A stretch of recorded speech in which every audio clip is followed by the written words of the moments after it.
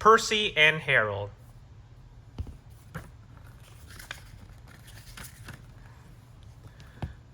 Percy worked hard at the new harbor. The men needed stone for their building work.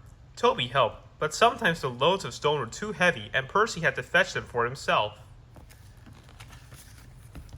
Sometimes as he pulled the trucks along the harbor quay, Percy would see Thomas. "Well done, Percy," Thomas would say.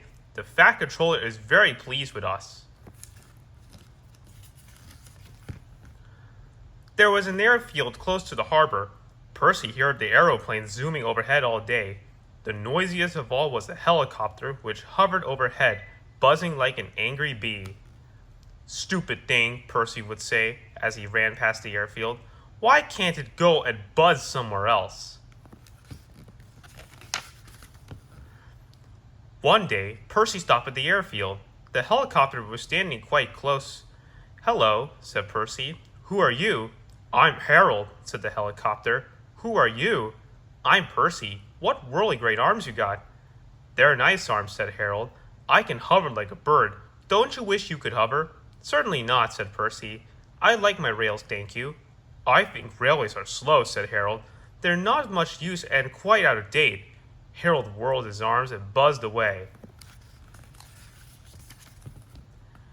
Percy puffed off to find Toby at the quarry. "I say, Toby," he burst out, "that Harold, that stuck-up whirlybird thing says I'm slow and out of date. Just let him wait. I'll show him." Percy collected his trucks and started off, still fuming. Soon above the clatter of the trucks, he heard a familiar buzzing. "Percy," whispered his driver, "there's Harold. He's not far ahead. Let's race him." "Yes, let's," said Percy excitedly, and quickly gathered speed. He steamed off quickly down the line. Percy pounded along, and the trucks screamed and swayed as they gathered speed together on their journey towards the valley.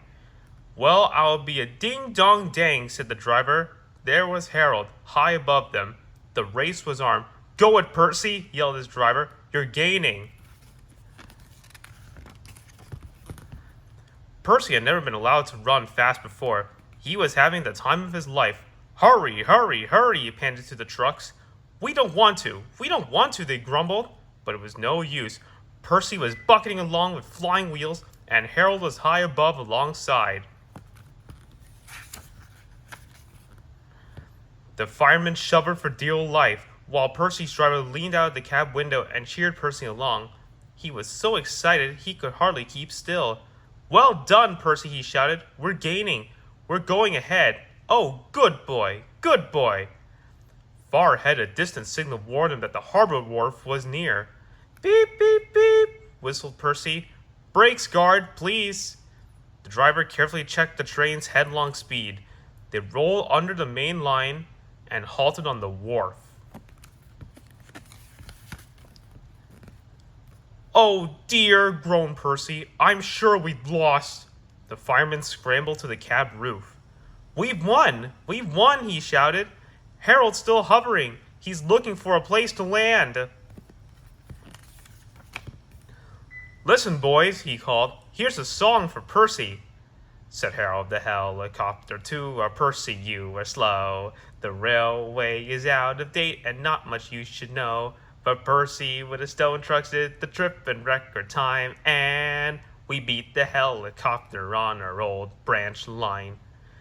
The driver and the guard soon caught the tune, and so did the workmen on the quay. Percy loved it. "Oh, thank you," he said. He liked the last line best of all.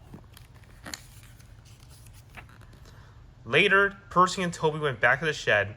Percy was a very happy engine indeed.